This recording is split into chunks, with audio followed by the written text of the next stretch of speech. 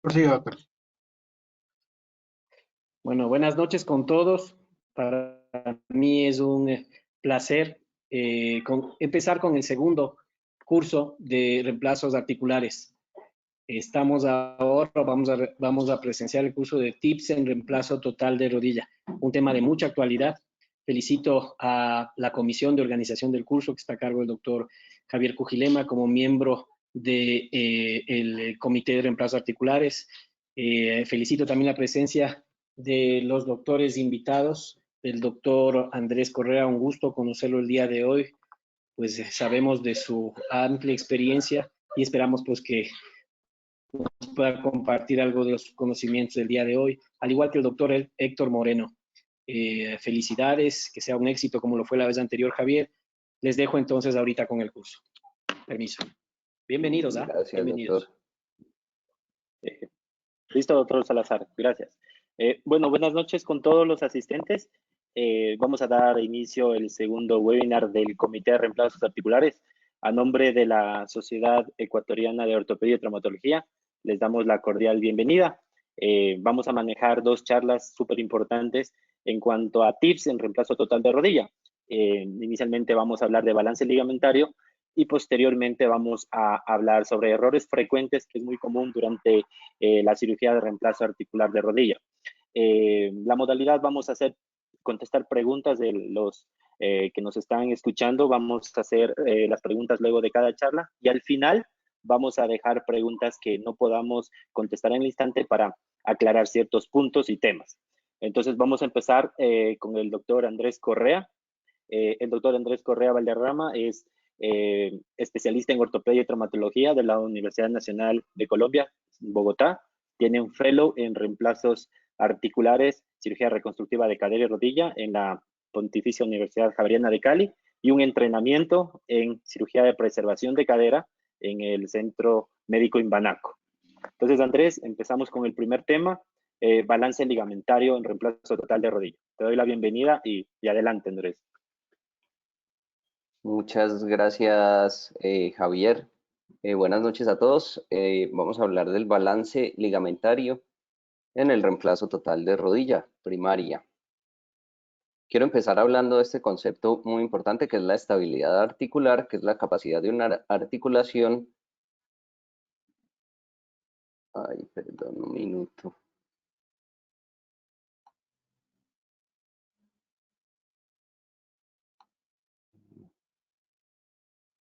La capacidad de una articulación de mantener una posición funcional apropiada durante todo su rango de movilidad. En ese orden de ideas decimos que una articulación es estable cuando durante todo el rango de movilidad puede soportar cargas funcionales mientras se producen fuerzas de contacto en la superficie. La estabilidad articular de la rodilla va a estar dada por la geometría de la superficie articular, bien sea en la rodilla normal, la anatomía, o en la rodilla protésica. Y los tejidos blandos que van a estabilizar las rodillas son los ligamentos colaterales. Tengo resaltado en azul los ligamentos colaterales, los músculos y la cápsula articular, que son los que siempre conservamos en las prótesis de rodilla, y los ligamentos cruzados, que son los que vamos a sacrificar, usualmente el cruzado anterior y el cruzado posterior en algunos casos, y los meniscos que siempre son sacrificados. También la estabilidad articular va a estar dada por las fuerzas de reacción ante la carga y la propiocepción. Debemos recordar que el movimiento funcional normal de la rodilla va a estar dado en rotación y traslación, y básicamente son estos 6 movimientos, que son los que vemos en este video. Entonces aquí vemos los ligamentos colaterales, el colateral medial y el colateral lateral, y el mecanismo extensor que siempre debemos conservar y proteger durante el reemplazo articular de rodilla. El ligamento colateral lateral va a ser el principal estabilizador para las fuerzas deformantes en varo, y el colateral medial para las fuerzas en valgo. Son los que siempre debemos preservar en el reemplazo total de rodilla, y dependiendo de la prótesis que vayamos a utilizar, si es posteroestabilizada o con retención del ligamento cruzado, el ligamento cruzado posterior, que es el que va a restringir la traslación de la tibia hacia anterior con respecto al fémur. Entonces, siempre nos preguntamos cómo podemos tener un paciente más satisfecho en el reemplazo total de rodilla, ya que las cifras de insatisfacción llegan hasta un 20%. Y quizás la respuesta a esta pregunta sea la misma de cómo podemos tener una rodilla más estable. Y eso se logra básicamente teniendo un adecuado balance ligamentario y una alineación correcta. El balance ligamentario o el balance es igual al equilibrio y este va a estar dado por los estabilizadores dinámicos, estáticos y un equilibrio en el compartimiento lateral y medial. Y obviamente en el compartimiento patelofemoral con el mecanismo extensor. Si tenemos una estabilidad correcta, el paciente va a estar satisfecho y esa satisfacción no solamente va a ser por el control del dolor o que el paciente no tenga dolor, sino básicamente la funcionalidad. Y lo que se ha reportado principalmente es insatisfacción en los rangos medios que se presentan por inestabilidad en rangos medios al subir y bajar escaleras o al subir y bajar pendientes. Entonces, en el plano coronal tenemos las deformidades en varo y en valgo, que se van a dar por el desequilibrio, la pérdida de la congruencia articular y la respuesta secundaria de los tejidos blandos. Entonces, hay una contractura asociada al colapso óseo y una elongación compensatoria del contralateral.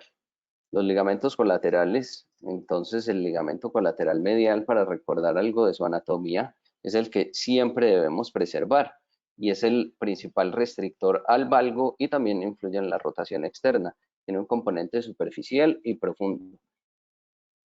Siempre debemos preservar las fibras del ligamento colateral medial, las fibras profundas que van a estar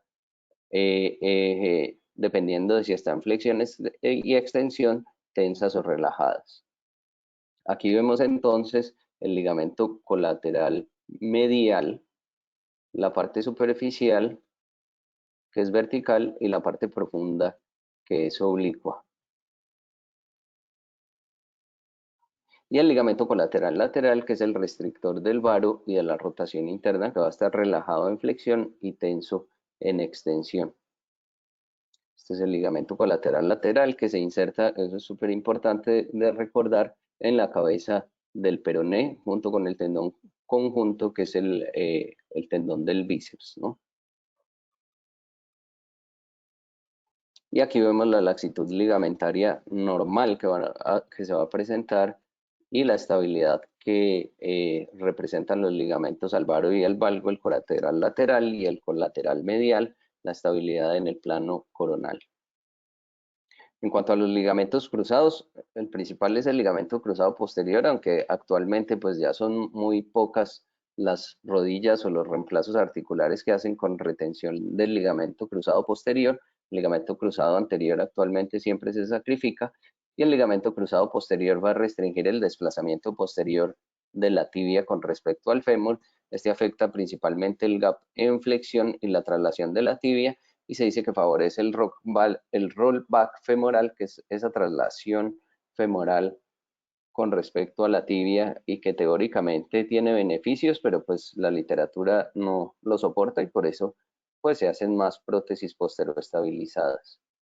Aquí vemos la función del ligamento cruzado posterior, restringiendo esa traslación posterior de la tibia con respecto al fémur.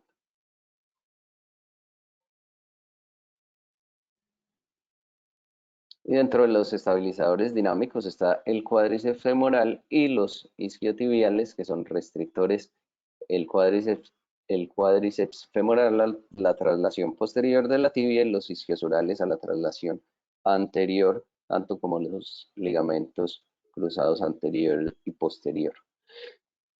Entonces podemos decir que una rodilla balanceada después de un reemplazo articular es aquella que tiene un rango de movilidad completo, que logra restaurar la línea articular, que tiene una laxitud en el plano coronal de más o menos 1 o máximo 2 milímetros en flexión de 90 grados y en extensión de 0 grados, la que logra restaurar el eje mecánico y en la que se presenta una excursión patelar sin inestabilidad, y esto va a estar principalmente dado por la rotación femoral. Al tener una rodilla con esas características, podemos garantizar que hay una respuesta clínica y funcional satisfactoria para el paciente, va a haber ausencia de dolor y una mejor propiocepción, y van a estar optimizadas las propiedades biomecánicas de la prótesis de la rodilla y por lo tanto va a haber mayor supervivencia del implante. Existen dos técnicas para balancear o equilibrar una rodilla, que es la técnica de Missure Resection y el Gap Balancing. En cuanto al Missure Resection, es lo que usamos, yo creo que la mayoría de los cirujanos, que pensamos que el reemplazo total de rodilla es un procedimiento de tejidos blandos y buscamos balancear la rodilla pues mediante esta técnica, corrigiendo las contracturas o la laxitud que se produce con respecto a los tejidos blandos. Y lo primero que hacemos es remover el exceso de hueso o los osteofitos para garantizar que esos ligamentos que están tensos recuperen su longitud. Hacemos los cortes siguiendo los puntos de referencia anatómicos, los cortes del fémur, que básicamente es el eje transepicondilio, y la línea de Whiteside en el eje anteroposterior. Primero hacemos el corte del fémur, luego hacemos el corte de la tibia y finalmente balanceamos los tejidos blandos tanto en extensión como en flexión, cápsula, ligamentos y tendones, y así obtenemos un espacio simétrico rectangular en extensión y en flexión. En cuanto al gap balancing, básicamente es hacer el corte del fémur distal, después el corte de la tibia proximal a 90 grados, y con base en el corte de la tibia proximal hacer el corte de los cóndilos posteriores y con eso obtener el espacio simétrico también en flexión. En cuanto a la deformidad en varo, que es la más frecuente, usualmente liberamos en el 50% de los casos el ligamento colateral medial. Después liberamos los osteofitos, hacemos la liberación del tendón del semimembranoso, y si no se logra balancear la rodilla, hacemos una liberación subperióstica del ligamento colateral medial profundo. Usualmente con estos tres gestos quirúrgicos se logra balancear una rodilla en varo, pero también está descrita la liberación de los tendones de la pata de ganso, el sartorio, el recto interno y semitendinoso, la liberación de la cápsula posterior e inclusive el gastrocnemio medial. Estas dos que aparecen entre paréntesis no las recomiendo, que es la sección del ligamento colateral medial superficial y la osteotomía del epicóndilo medial, que también está descrita. Esta siempre se debe fijar porque con estas dos técnicas corremos el riesgo de inestabilizar la prótesis de rodilla, y si se nos ocurre, digamos, en el planeamiento prequirúrgico hacerlo, sería bueno tener una prótesis constreñida o bisagrada para darle estabilidad no por los tejidos blandos, sino por el implante. Esta es una imagen que muestra la liberación subperióstica del ligamento colateral medial y cómo se puede hacer desde la parte proximal, inclusive hasta la diáfisis proximal de la tibia, y de toda la parte posterior y posteromedial de la tibia en su parte proximal. Las deformidades en valgo ya son menos frecuentes, y estas están usualmente se encuentran dos deformidades, que es la pérdida ósea y una hipoplasia del cóndilo femoral lateral secundario. Esto siempre lo debemos tener en cuenta para garantizar la rotación femoral adecuada, porque usualmente al tratar de cuadrar la rotación femoral con los instrumentos queda en rotación interna, entonces debemos tener en cuenta la hipoplasia del cóndilo femoral lateral para cuadrar la rotación femoral y con eso prevenir la malrotación.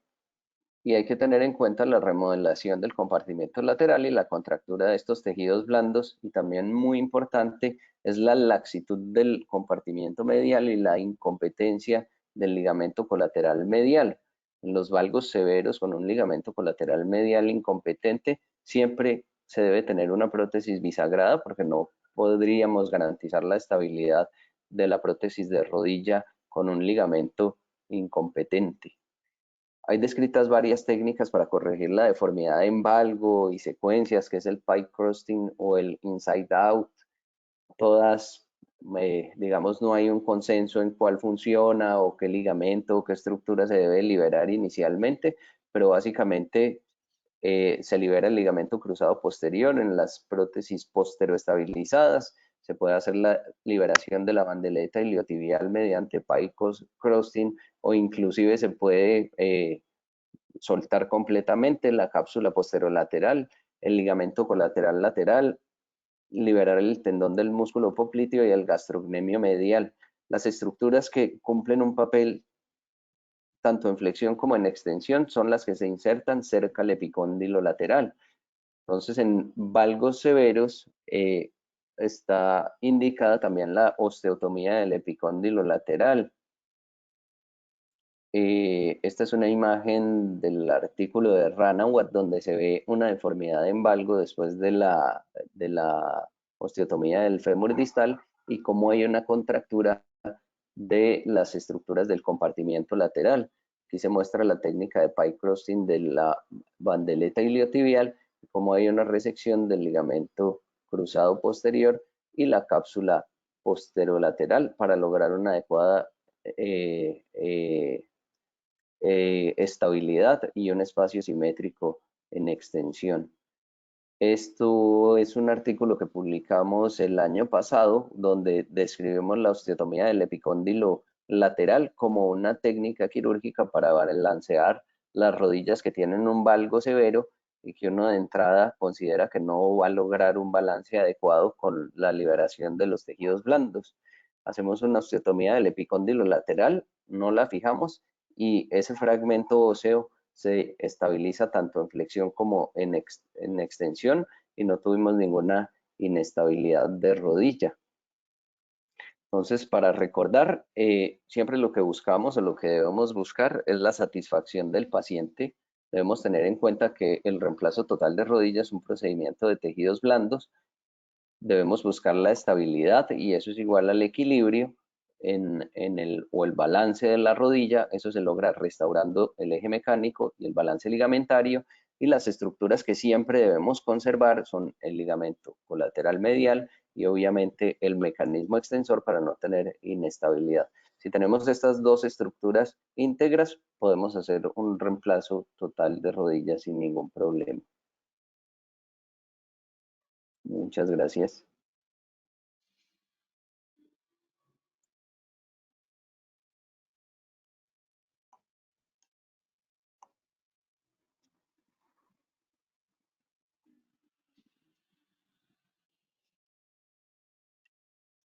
Perfecto, Andrés. Muy clara tu charla con conceptos básicos que ayudan al cirujano a balancear la rodilla.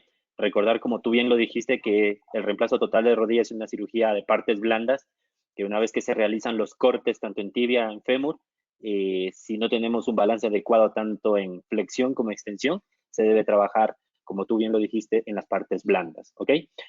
Luego vamos a tener un poquito de tips, más o menos, con unas diapositivas que tengo acá, para más o menos utilizar cómo colocar el componente tibial y el componente femoral, ¿sí? El reemplazo total de rodilla. Bueno, el segundo tema está a cargo del doctor Héctor Moreno. No sé si ya está conectado. Doctor, el doctor Héctor Moreno ya está con nosotros. Por favor, doctor Moreno, para que active su audio y su cámara. Adicional, a los asistentes se les recuerda que por medio del botón de chat o preguntas pueden realizarle preguntas a los exponentes, las mismas que serán leídas por el doctor Javier Cujilama. Perfecto. Entonces, vamos a esperar las preguntas de la charla, las que hayan, o si no, al final dejamos para realizar un resumen total de la conversación de hoy. Ya tenemos al doctor Moreno. El doctor Moreno es médico cirujano de la Universidad Técnica de Manabí. Tiene su especialidad en ortopedia y traumatología en la Universidad Autónoma de México. Tiene una alta especialidad en reemplazos articulares en el Hospital Lomas Verdes de México. Bienvenido, doctor Moreno. El tema que le hemos encomendado para hoy en la charla ha sido errores frecuentes que generalmente ocurren en una cirugía de reemplazo total de rodilla primario. Bienvenido, doctor. Gracias. Gracias, doctor Cujilema. Gracias a Andrés por su presencia. La noche de hoy tengo este tema. Gracias por la invitación. Entonces, para empezar, dentro de los errores frecuentes en prótesis total de rodilla, tenemos que tener bien claro los objetivos de esta plática, que es revisar algo de los errores más frecuentes de acuerdo a los estudios y la información que hemos detallado acá esta noche. Recopilar datos acerca de los errores más frecuentes que podemos tener nosotros como cirujanos, tanto preoperatorio o transoperatorio, y sobre todo pues reconocer las estrategias para disminuir nuestra tasa de errores, que creo yo que es lo más importante. Como introducción, recordar una tasa estadística, un índice estadístico bastante importante y que el doctor Correa ya lo mencionó hace un rato acerca de la satisfacción o no satisfacción de los pacientes. Históricamente se reconoce que el índice de satisfacción del paciente en una cirugía de reemplazo articular de rodilla primaria va entre el 82 y el 89%. Entonces estamos hablando de que si comparamos con los índices de satisfacción de la cirugía de cadera, por ejemplo, estamos muy abajo en el tema de la satisfacción del paciente. Dicen varios médicos con una expertise muy amplia que pudiera ser la situación de que la cirugía de rodilla es más frecuente realizada por ortopedistas generales, a diferencia de la cadera, una de las causas. Sin embargo, existen numerosos factores que condicionan esa insatisfacción del paciente. Se considera que alrededor del 17% de los pacientes tienen gran insatisfacción posterior al procedimiento quirúrgico. Y datos del registro británico nos dicen que aproximadamente el 71% de los pacientes consideran que la cirugía permite mejoría de los síntomas, pero solamente el 22% de ese grupo de pacientes consideran un resultado como excelente. Entonces son datos estadísticos bastante importantes y que llaman mucho la atención. Y lo que más llama la atención de estos datos es que este porcentaje de pacientes que tienen insatisfacción, para nosotros los cirujanos no cumplen ningún criterio para realizar una cirugía de revisión. Y yo creo que nos ha pasado a todos en nuestra práctica de encontrar pacientes que refieren que tienen dolor, que tienen algún tipo de molestia y que definitivamente no ofrecemos un procedimiento de revisión porque consideramos que no le daríamos ningún beneficio. Estos pacientes se quedan igual de insatisfechos como nosotros los cirujanos. Y de acuerdo a una estadística de Harris y su grupo, encontraron que existe una discordancia de aproximadamente 4 puntos en sus resultados a 12 meses en relación a lo que dice el paciente y lo que el cirujano considera en relación a su procedimiento quirúrgico. Es decir, que como cirujanos pensamos que el procedimiento pues fue todo perfecto. Pero ¿qué ocurre? ¿Qué es lo que necesitamos hacer? ¿Cómo podemos lograr un mayor grado de satisfacción de nuestros pacientes? ¿Qué debemos de revisar? Si estamos cometiendo errores en la selección, en la técnica, en los seguimientos, o algo que se viene manejando desde hace muchos años, que es lo que se maneja en la artroplastía en los países de primer mundo, la navegación o la robótica serán necesarios para no cometer errores en nuestros procedimientos. Lo importante de tener en claro que es de destacar que esa insatisfacción de nuestros pacientes no sean porque nosotros hemos cometido un error y que esos errores han convocado o llevado a diferentes complicaciones que ya las conocemos en la estadística, la inestabilidad temprana, la infección periprotésica, la falla del implante, alteraciones diferentes que hacen que el resultado realmente sea desastroso. En relación a los errores, yo les quiero conversar un poco a los errores que pudieran estar inherentes a la técnica quirúrgica y que es destacable, sobre todo para nosotros los cirujanos jóvenes, tener en cuenta y formarnos realmente en los detalles del procedimiento. Como decía el doctor Correa, y bueno, la tendencia actual de hace mucho tiempo es pensar que esta cirugía es una cirugía de partes blandas, de cuidar los tejidos. Yo creo que todos los procedimientos quirúrgicos son necesarios de cuidar partes blandas, pero específicamente el sistema protésico de rodilla pues requiere tener una adecuada estabilidad ligamentaria. Dentro de los procesos, de los errores más frecuentes que pudiéramos tener para poder tener un resultado malo, dependiente de nosotros, Estadísticamente nos dice el doctor Vaquero y su grupo en España que la cementación de las superficies óseas tienen que ser totalmente límpidas, tienen que ser cementaciones. En la actualidad ya tenemos sistemas de tercera y cuarta generación y que debemos de tratar de obtener la mejor fijación de los componentes. En la actualidad hay estadísticas ya en la gente joven de sistemas protésicos de rodilla no cementados que tienen buenos resultados. Sin embargo, pues la cementación ósea es el estándar de oro actualmente en la nivel. Es importante un detalle que nos refiere el doctor Vaquero en los datos de errores frecuentes en nuestra prótesis de rodilla, y él considera en su estudio realizado en 2019 que la cementación tiene que ser directamente en el hueso para permitir una presurización del cemento, para permitir una mayor adherencia al sistema protésico, y que a nivel tangencial, sobre todo en los cortes posteriores, necesitamos hacer la cementación en una manera diferente, como vemos aquí en la gráfica, con la finalidad de que vaya una mayor fijación e implantación del mismo.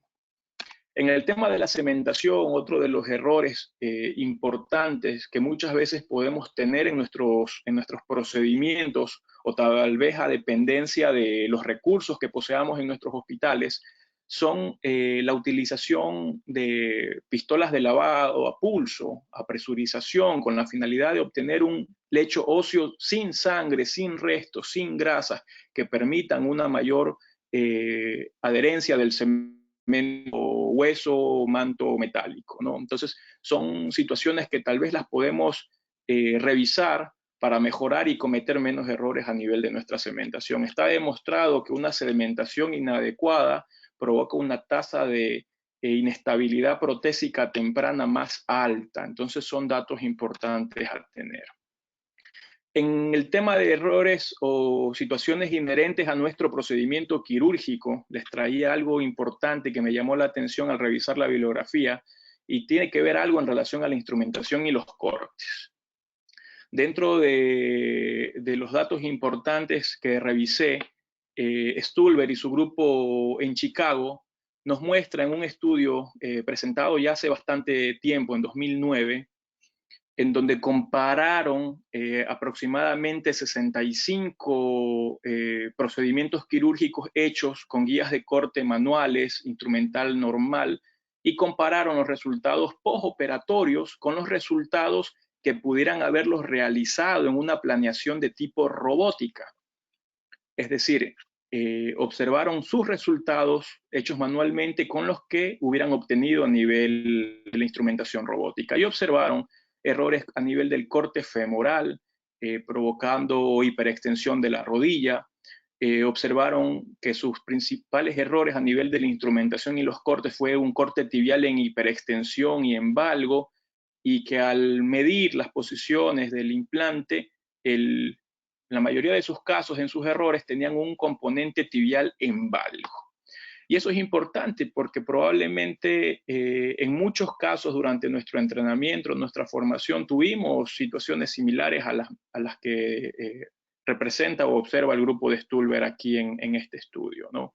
Entonces, posibles errores que probablemente los podemos corregir, como por ejemplo tenemos aquí una implantación inadecuada del vástago tibial, lo podemos observar claramente. Sin embargo, es una implantación que probablemente al paciente en su postoperatorio temprano no le va a causar ningún problema, y vamos a dejar al paciente pues relativamente bien, pero que a largo tiempo pues vamos a observar datos de inestabilidad. Entonces, eso es lo que va a provocar una falla temprana, y son errores bastante frecuentes y probablemente podemos observar entre caso y caso que revisamos en nuestras consultas, en nuestros hospitales, y que deben de ser corregidos intraoperatoriamente. De allí la importancia que muchas veces muchos grupos quirúrgicos utilizan la radiografía convencional transoperatoria para revisar la precisión de sus cortes. Otros principales problemas o errores a nivel de la instrumentación y los cortes es una falta de planificación preoperatoria, determinar claramente si estamos ante una rodilla vara o una rodilla valga, y determinar cómo deben de ir nuestras guías de corte, sobre todo a nivel del corte distal femoral. y tener claro que cuando tenemos una rodilla valga, tenemos que tener un ángulo de corte mucho menor con la finalidad de corregir nuestra rodilla, y cuando tenemos una rodilla estática o vara, pues llegar al ángulo de 6 grados que tiene nuestra instrumentación convencional, y así poder determinar y mejorar el tema de los ejes mecánicos. Es importante, sobre todo a nivel de la planificación, determinar cómo deben de ir nuestras guías de corte, tanto en fémur, tanto en tibia, con la finalidad de no tener errores frecuentes, que a nivel tibial el más frecuente son alteraciones del slope convencional que tiene nuestra tibia, dando resultados. Cuando tenemos un slope alto o un slope muy bajo, vamos a tener alteraciones del gap, tanto en flexión como en extensión. Entonces esto probablemente no lo vamos a lograr equilibrar con nuestras partes blandas al hacer liberaciones. Entonces de ahí la importancia del equilibrio también a nivel de nuestra instrumentación y nuestros cortes. Otro de los problemas y errores principales luego de pasar el tema de los cortes femorales y tibiales es nuestro mal balance ligamentario. Ya el doctor Correa pudo hablar acerca de las técnicas para el balance, revisar el balance en flexión y extensión, y yo solamente quiero añadir un punto para tener bien claro para todos los participantes y para todos nosotros como cirujanos, que para poder evaluar adecuadamente el resultado de nuestro balance ligamentario, tanto en extensión y en flexión, necesitamos tener precisión en el corte tibial. El corte tibial tiene que ser perfecto, porque si no el resultado al realizar nuestro balance pues no va a ser el adecuado. Entonces eso es bien importante para tenerlo en cuenta, la precisión en el corte tibial. Este mal balance ligamentario nos lleva a una falla temprana, que es una situación que debemos nosotros pasar, y que para todo cirujano protésico una falla temprana de un implante que hemos colocado o que ha colocado un colega, pues nos trae bastante complicación y situaciones inesperadas.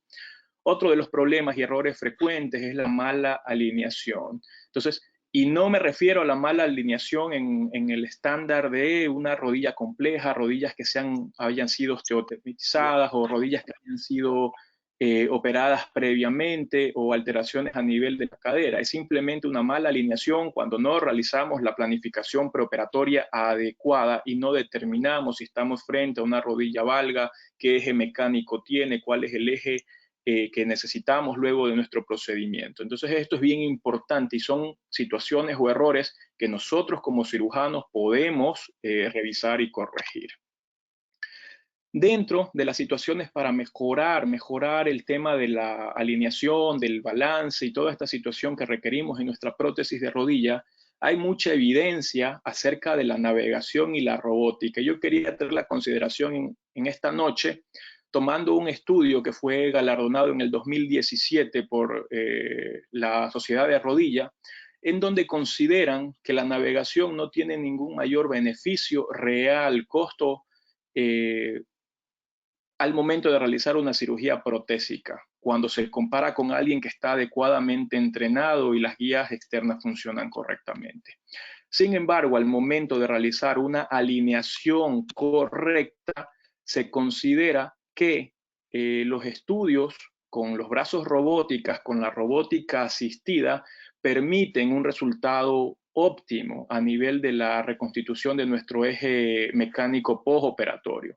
Tenemos un estudio de clínica alemana en Chile, que yo creo que es el lugar más cercano que tiene un brazo robótico funcional. No sé si en Colombia tengan en la actualidad prótesis rodilla-cadera a través de cirugía robótica. Andrés, nos podrías conversar al rato si en el Imbanaco tienen ustedes, pero en clínica alemana han mostrado esta evolución. Sin embargo, tenemos varios estudios en donde nos dicen que a través de la robótica mejora los resultados de los pacientes funcionales, pero en la actualidad no existen datos significativos a largo plazo. Entonces no tenemos todavía una evidencia, ni pudiéramos justificar que como cirujanos no poseemos robótica y así ajustarnos a ciertos errores. Yo creo que no es permisible aquello. Sin embargo, es bien frecuente tener en cuenta esto. Nuestra gente, nuestros pacientes, las personalidades, y uno de los errores importantes que vemos y que están descritos en la literatura es la selección no adecuada del paciente. Entonces, De allí es importante, primero, tener en cuenta las expectativas que tienen nuestros pacientes, ser como cirujanos bien claros, no cometer errores de dar súper expectativas a los pacientes de que volverán a hacer actividades que nunca realizaron. Entonces, eso es bien importante, no cometer ese error que es bastante frecuente probablemente en nuestras consultas. Determinar y operar a los pacientes de acuerdo a la severidad de la artropatía. Yo me imagino que probablemente en sus consultas han visto pacientes que a primera instancia probablemente vemos sus rodillas y no son candidatas a una cirugía protésica en nuestras manos, sin embargo, pues han sido operados y tienen un sinnúmero de complicaciones. Está demostrado que el índice de satisfacción de los pacientes va de la mano con la severidad de la artropatía y de las limitaciones. Entre más limitado un paciente, se va a sentir más satisfecho. Otro de los problemas que tenemos cuando cometemos errores en esta selección no adecuada del paciente son los pacientes que tienen antecedentes de ansiedad, depresión, problemas psicológicos, somatización o diferentes comorbilidades. Entonces necesitamos interactuar con el conjunto de especialistas previo a pensar en un procedimiento quirúrgico con nuestros pacientes. Y lo otro, en errores frecuentes, es no pensar en el entorno familiar o personal que tiene ese paciente. Según este estudio de Bohr y colaboradores, está demostrado que los pacientes que tienen un entorno familiar más amigable, más de ayuda, tienen un resultado y una satisfacción mejor. Entonces, estas situaciones muchas veces quizás no las tomamos en cuenta, pero esta noche quería recalcar para todos ustedes pues, que son situaciones realmente importantes. En el tema de la selección de los pacientes es importantísimo darles una rehabilitación y una educación previa. Probablemente ese es un error si no lo hacemos. Es importante educar al paciente previamente, enviarlo a protocolo de rehabilitación previo. Está demostrado y la evidencia gira que tener un protocolo sistemático antes y después de la cirugía permite un retorno temprano a las actividades diarias. Entonces eso es bien importante para tener en cuenta en nuestros hospitales y trabajar de la mano con rehabilitación física previo y después de la cirugía.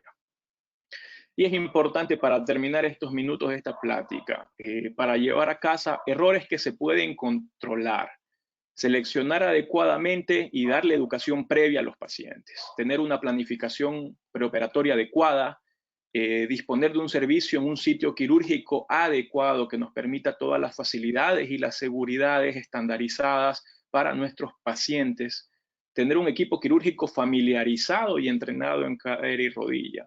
Lo que les decía en un inicio de la plática, en grupos en Estados Unidos consideran que su índice de insatisfacción tiene que ver mucho a nivel de la rodilla porque es una cirugía más extendida en el medio ortopédico a nivel mundial, a diferencia que la cirugía de cadera se centra en gente que probablemente tiene un mayor entrenamiento o mayor número de casos por año.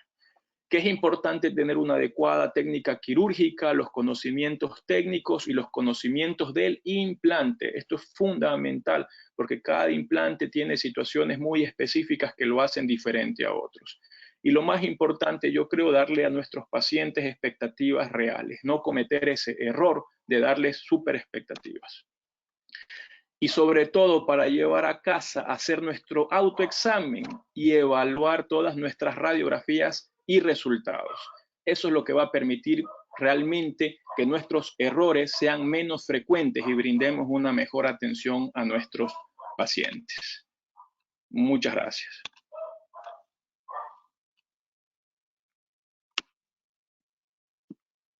Perfecto. Gracias, doctor Moreno. Perfecta su exposición con los conceptos. Tenemos unas dos preguntas. Una pregunta es para el doctor Correa. No sé si lo podemos ver ya conectado en la cámara.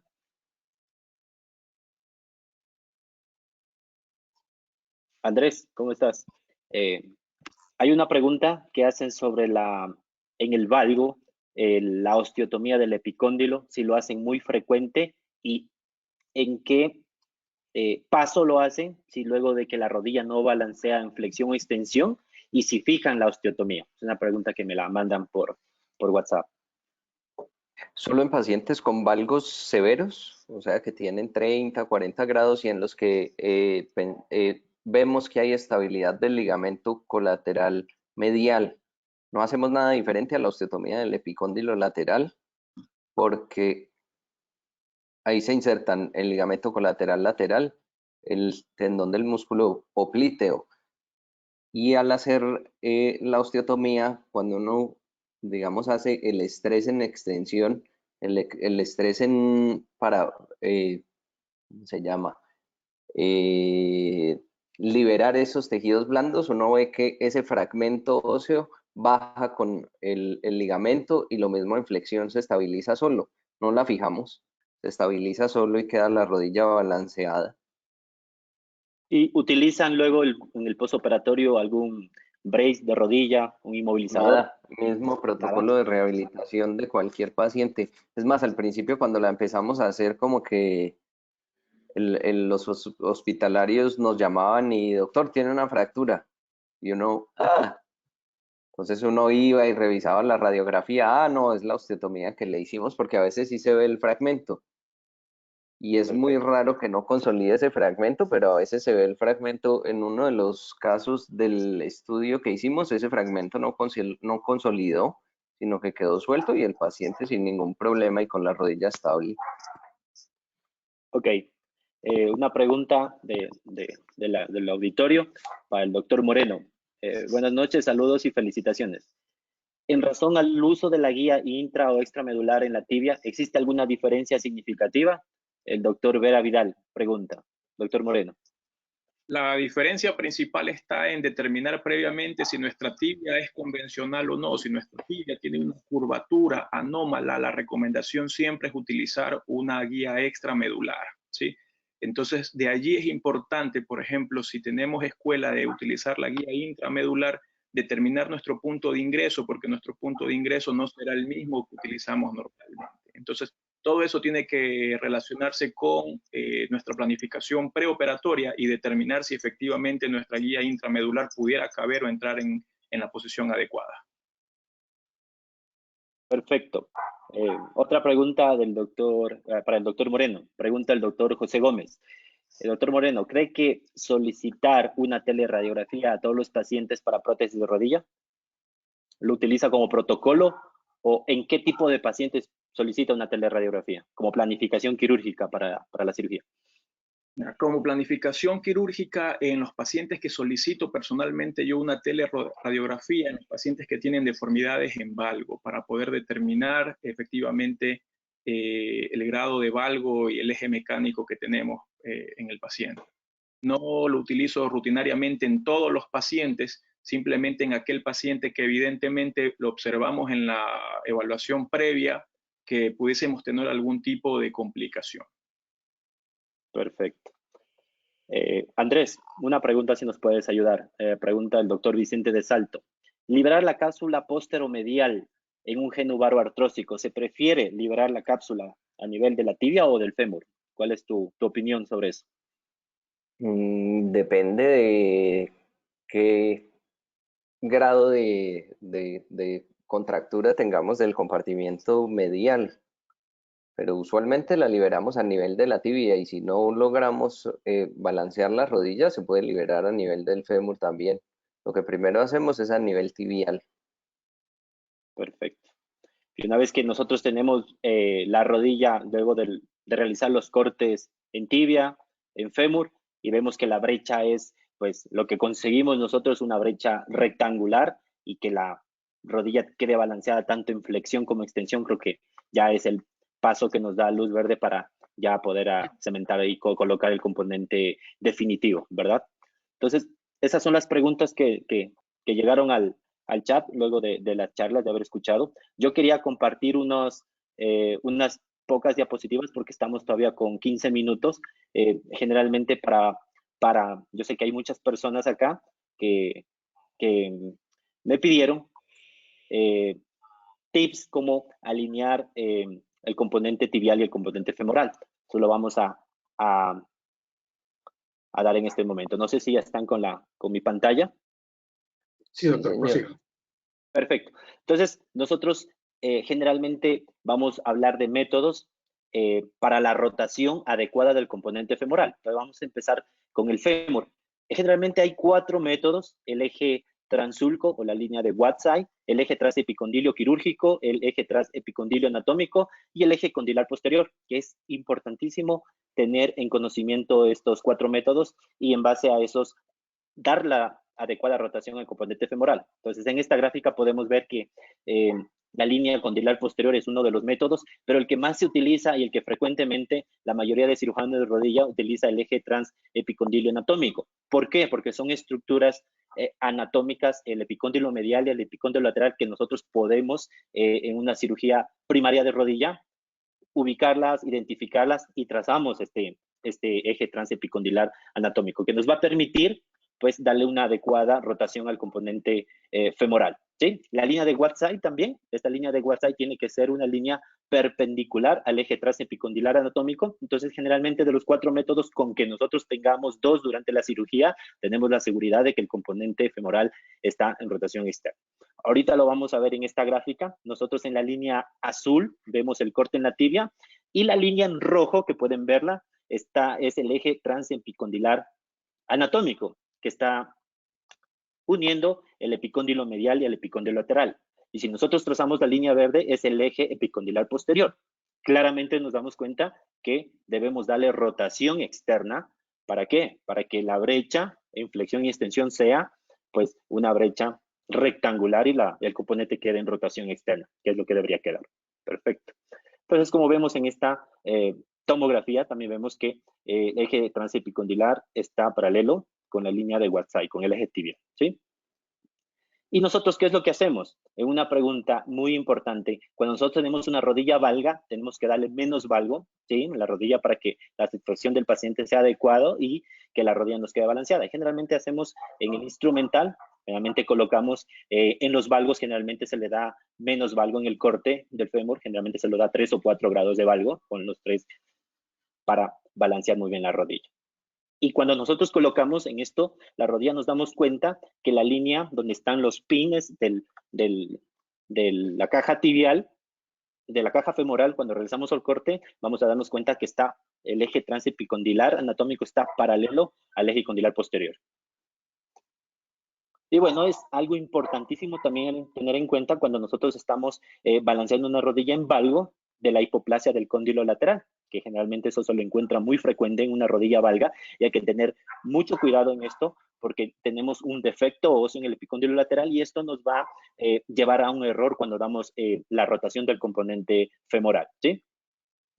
Como podemos ver, en este caso, nosotros graduamos en nuestro instrumental cuántos grados de valgo tenemos que darle en esta rodilla valga, y lo importante es estar paralelo al eje transepicondilar. Y para evitar esto, que tenemos una rodilla no balanceada con el componente femoral en rotación interna, y esto pues generalmente nos va a producir en el postoperatorio una luxación o subluxación rotuliana, porque la brecha quedó inestable. Entonces, así como hay métodos para nosotros colocar el componente femoral en una adecuada rotación, también lo hay para la tibia. Y generalmente son 3 métodos que se utilizan. Los 3 métodos son el libre posicionamiento, cuando nosotros realizamos totalmente los cortes tanto en flexión como en extensión, y vemos al colocar los componentes de prueba, vemos en dónde queda la rotación, el componente tibial, y lo marcamos con el lápiz quirúrgico. Y la otra es utilizar la tuberosidad anterior de la tibia y el uso de un platillo anatómico también, que generalmente no se lo utiliza. Entonces nos vamos a dar cuenta en esta gráfica cuando tenemos la rotación del componente tibial. Ahí estamos probando, y nosotros con los componentes de prueba vamos a darnos cuenta que en el momento que la rodilla fleja y una vez que se extiende, vamos a marcar dónde queda la marca en el platillo tibial, y lo marcamos con la tibia. Sí, ahí está en la gráfica. Y nosotros, para darnos cuenta cuando tenemos rotación del componente tibial, ahí vemos en verde la meseta medial, ¿sí? A ver que se corrió un poquito. Y el azul, la meseta lateral. Entonces, si nosotros colocamos el componente, el platillo tibial, nos estamos dando cuenta que generalmente hay un espacio en la parte posteromedial del platillo tibial, y generalmente esto nos da referencia a que nuestro componente tibial está en rotación externa, ¿sí? Es un tip muy importante tenerlo en cuenta también. Y generalmente, ¿qué es mejor? ¿Utilizar la tuberosidad tibial, el tercio medio, o el borde medial de la tuberosidad tibial. Y lo que tenemos que darnos cuenta es que en este artículo es muy importante porque compara qué es mejor utilizar, el borde medial o el tercio medio. Y generalmente luego de haber realizado todo este estudio en este número de pacientes, se comprobó que es mucho mejor, es más tolerable para el paciente y es mejor utilizar el tercio medio de la tuberosidad tibial. Alinearlo con eso, ¿sí?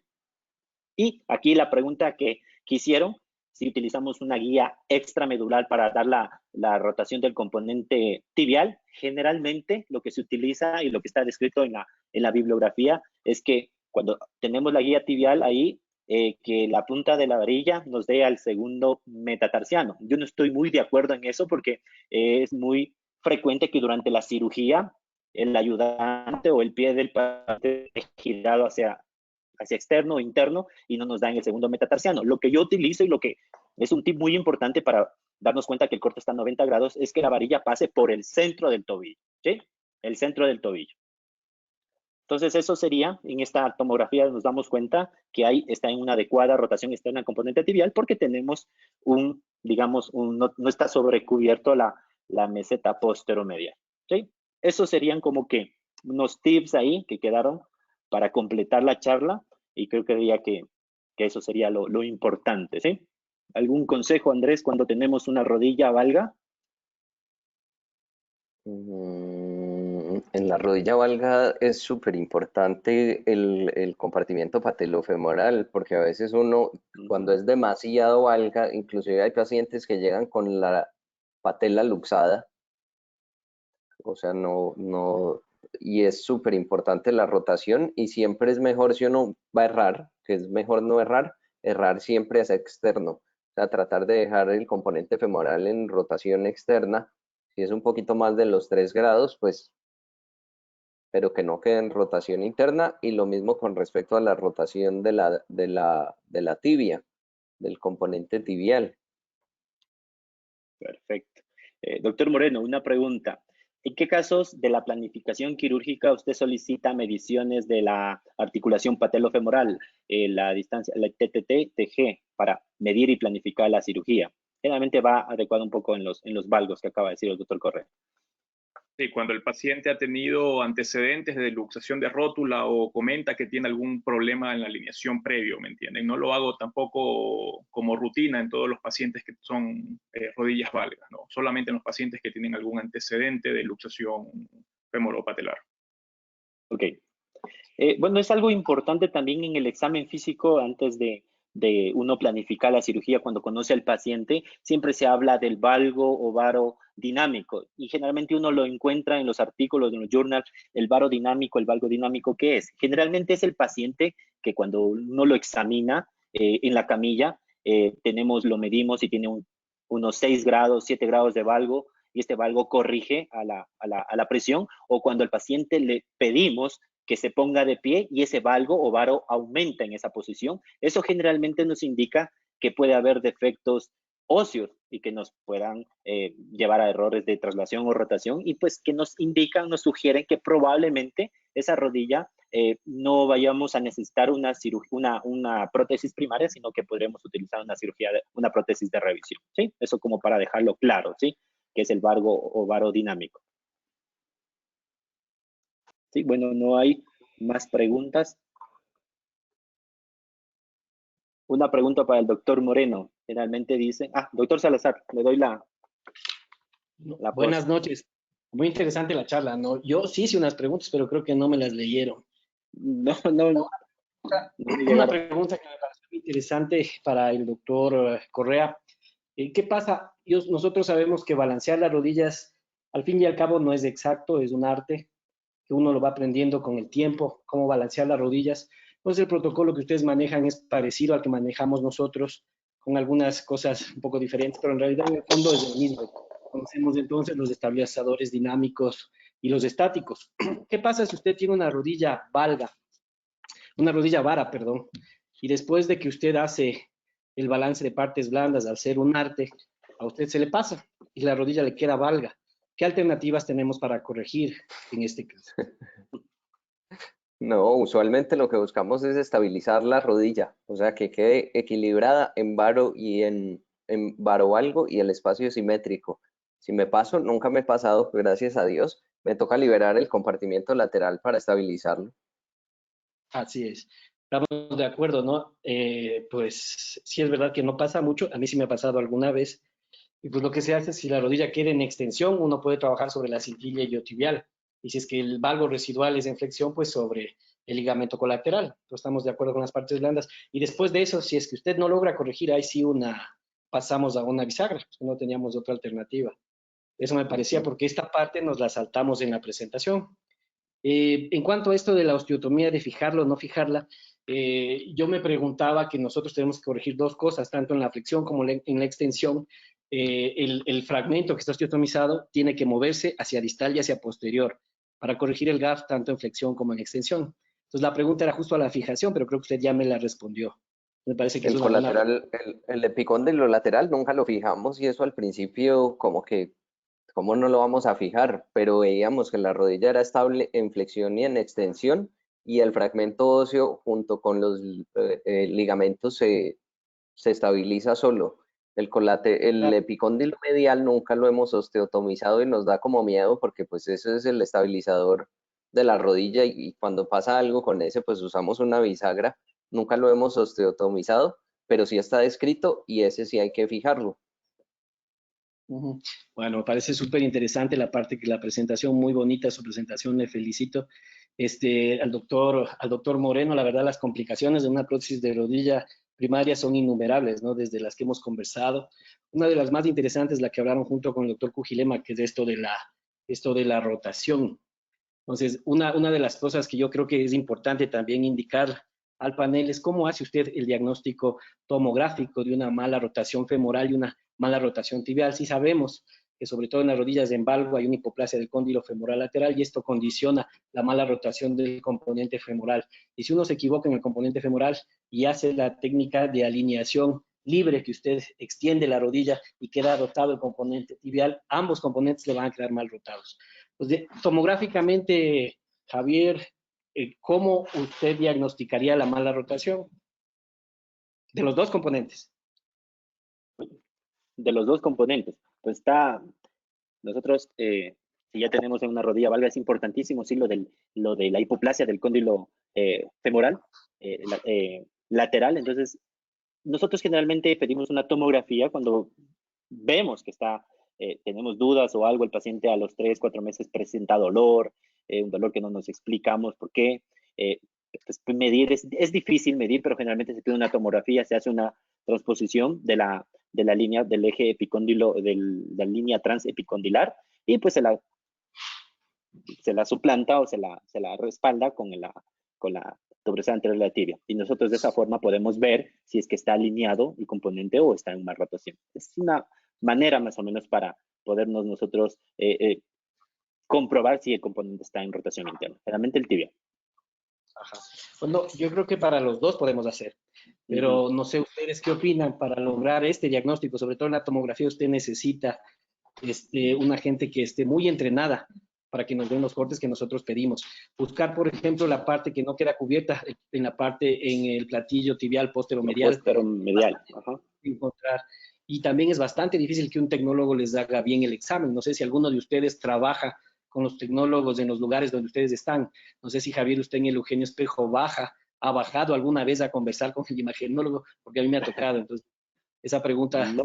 Generalmente no. En cadera lo he intentado para ver la anteaversión de la copa, pero en la tibia, la verdad que no sabría decirlo. Pero en cadera sí he bajado y hablado para ver la orientación, la versión de la copa, pero en la tibia no. Yo donde trabajo en la parte privada, yo sí he bajado. Les puedo decir que he bajado por lo menos unas 10 veces cuando uno pide, por favor, hágame una tomografía, necesito saber la rotación del componente tibial, nada que ver. Toca baja, hace, coincide que hay un montón de tecnólogos y bueno, ahora yo creo que ya podemos pedir donde yo trabajo, pero a fuerza de bajar y bajar y bajar, yo creo que sí es importante hacer el seguimiento para hacer este diagnóstico, ¿no?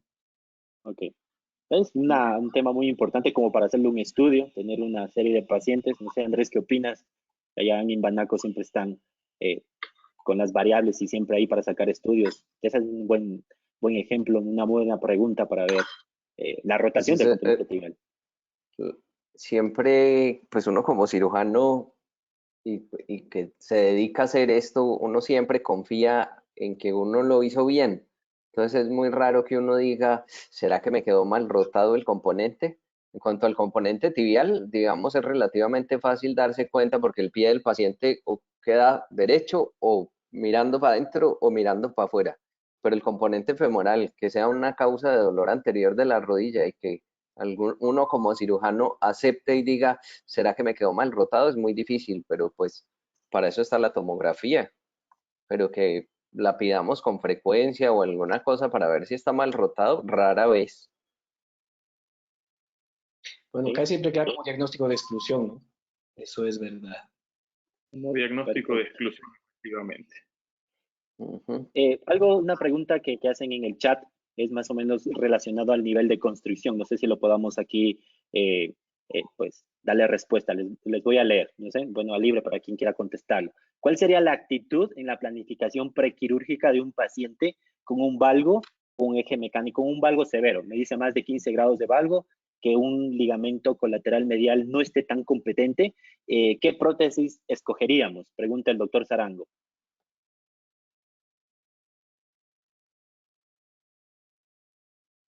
A los panelistas, ¿no? Doctor Andrés, creo que ¿Sí? habló sobre Pues Andrés, doctor Moreno, ¿quién quiere contestar? si es un valgo severo que no tiene ligamento colateral medial competente, uno tiene que entrar con una bisagra y pues uno podría entrar, digamos, si uno se tiene fe o confianza, podría intentar hacerlo con una primaria y si no logra la estabilidad, pues tiene en el quirófano la bisagrada. Pero si uno ya de entrada prueba y el colateral medial no es competente, tiene un bostezo, pues grado 3 del colateral medial, de una con la bisagra y se demora menos que es tratando verdad. de hacer la primaria y luego pasándose a la bisagra. Yo creo Doctor que lo Moreno, importante pasado usted es lo que decía, perdón que les interrumpa, lo que decía el doctor Javier, de un valgo aparente, cuando usted tiene un gran defecto y parece que es un valgo pero monstruoso y el momento se da cuenta que se debe a una lesión, Un a una defecto secuela de óseo. Ajá. defecto óseo. ¿Le ha pasado alguna vez? exacto, como dice usted, Sí, doctor Salazar. El hecho es ir preparado con todo, una vez que hemos visto la radiografía previa, ¿me entienden? ¿No? Entonces, no pensar que la primaria nos va a servir. Muchas veces hay también casos en donde tenemos un valgo terrible y la primaria nos permite dar un buen soporte y una buena estabilidad. Entonces, yo creo que lo importante es entrar a quirófano pensando en la opción de necesitar una constricción importante. algo lo que es un poco complejo es a veces, por ejemplo, planificar una cirugía que tenemos un varo severo o un valgo severo y nosotros queremos entrar con una primaria, intentar hacer una cirugía con una prótesis primaria y a veces es un poco complejo tener en sala quirúrgica, tener la primaria, tener una prótesis de revisión con cuñas y tener una bisagra. A veces eso es imposible en el quirófano tener, pero sí me ha pasado a mí que, como les dije, cuando tenemos ese valgo dinámico, que el paciente yo lo examino de pie y veo que ese varo o valgo aumenta, me ha pasado sí, porque yo digo, este paciente en la radiografía puede tener un defecto en la tibia y cuando pues ya luxo la patela y tengo presentado y veo que tiene un defecto grande, puede ser medial o lateral dependiendo ovar o valgo, y ahí me doy cuenta que yo no me puedo bajar en el corte con la tibia. Entonces la opción que yo planifiqué, para eso es muy importante la planificación quirúrgica, tenía en la mesa quirúrgica pues una prótesis de revisión con cuñas. A eso es la pregunta que quería llegar. Claro, yo creo que está bien. Buena respuesta. Sí. O sea, lo ideal sería tener todo, pero no siempre es así. Sí, la verdad, yo tengo un profesor que solía decir que para una cirugía usted tiene que tener todo lo que necesita, pero sobre todo aquello que no necesita. Entonces, lo que usted ha dicho es verdad. Nosotros hemos llegado a tener en el quirófano pues todas las cajas, la de primaria, la de revisión, la de la bisagra, y también ha pasado en los tiempos que uno necesita pedir incluso ese rato, cuando uno se complica de vez en cuando. Pero es muy importante la planificación para eso. No conversamos también. Póngase una fractura, que también suele suceder y a veces uno no tiene lo necesario para osteosíntesis, ¿no? Entonces siempre hay que estar preparados. Así es. ¿Sí? Bueno, ya no hay más preguntas en el en el grupo de WhatsApp de los asistentes. Tal vez alguna idea general al final, Andrés, doctor Moreno, como para terminar. No, pues lo que ya hablamos, el reemplazo de rodilla es un procedimiento de tejidos blandos. Y si uno quiere a mí me parece que lo que antes uno decía es que un reemplazo de rodilla duraba 10, 15 años, a mí me parece que si uno lo hace así perfecto, que le quede balanceado, alineado, perfecto, eso le tiene que durar toda la vida o lo que le queda de vida al paciente en condiciones normales, no jugando fútbol o, bueno, haciendo cosas extremas. Pero pues no podemos decir que hace 20 años que el polietileno era diferente, no podemos estar diciendo después de 20 años que ya, digamos, es diferente, es más resistente, que va a durar 15 años o 20 años. Lo mismo pasa en la cadera, que hay pacientes que llevan 40 años de un reemplazo de cadera, perfectos, sin ningún problema, y le seguimos diciendo a los pacientes, no, eso le dura más o menos 20 años, no. Me parece que si eso queda como debe ser, le tiene que durar lo que le queda de vida en condiciones normales. Ahí está la esclerosis de Charney, ¿no? Así es, de acuerdo. Yo creo que eso tiene que ver mucho con el tema de las expectativas que uno le da a los pacientes, ¿no? Entonces eso es bien importante recordar o dar a entender, porque pasa muy frecuentemente que pacientes que han tenido un problema de rodilla o una artrosis severa de rodilla han estado incapacitados por largo tiempo y quieren volver a jugar tenis, quieren volver a correr. Hay pacientes que quieren hacer los 5K, ¿me entienden, no? Entonces eso es bien importante esclarecerle y tenerle al paciente. La situación real es que cada vez vemos más pacientes jóvenes que requieren cierto tipo de procedimientos. Entonces eso siempre hay que tenerlo claro con ellos. Ok. Sí, igual yo lo que le digo a mis pacientes es que lo puede hacer lo que quiera, pero pues ya sabe lo que va a pasar. Ya, con eso lo condiciona. Puede hacerlo, Bueno, Claro. pero no debería hacerlo. Esto también ¿Cómo? pone en la pizarra nuevas presentaciones, ¿no? Muy interesante la discusión de hoy. Ok. Sí, es lo que le decimos al paciente. Lo puede, sí, sí lo puede hacer, pero no lo debería hacer. Entonces, como que lo dejas por ahí para que sea opinión de él. Ajá. Entonces, ha sido una charla muy, muy bonita. Se habló de lo que generalmente son errores que a veces los médicos quieren saber, cómo alineamos los componentes. Tuvimos muy buena acogida con los panelistas y la gente que se pudo conectar. Yo creo que todas las preguntas se contestó que llegaron al WhatsApp y pues me da mucho gusto haber conversado, doctor Salazar, doctor Moreno, Andrés también. Gracias por la charla, muy buena, doctor Moreno y doctor Germán, por también darnos su criterio y sus opiniones. Gracias ¿Sí? por la Yo creo que invitación, doctor. damos por terminada esta charla, estamos casi ya hemos estado 1 hora con 10 minutos y pues que ha sido de mucho provecho. Recordarles que cada mes vamos a seguir con las charlas, generalmente se les va a avisar con tiempo para que se puedan conectar, ¿sí? Eso Muchas sería todo. Les gracias. agradezco muchísimo a los asistentes, gracias a los panelistas, Andrés y doctor Moreno. Muy buenas noches y pues damos por finalizar el webinar. Muchísimas gracias. Gracias, Javier, y Chao. gracias, doctor Moreno. Muchas gracias. Cuídense.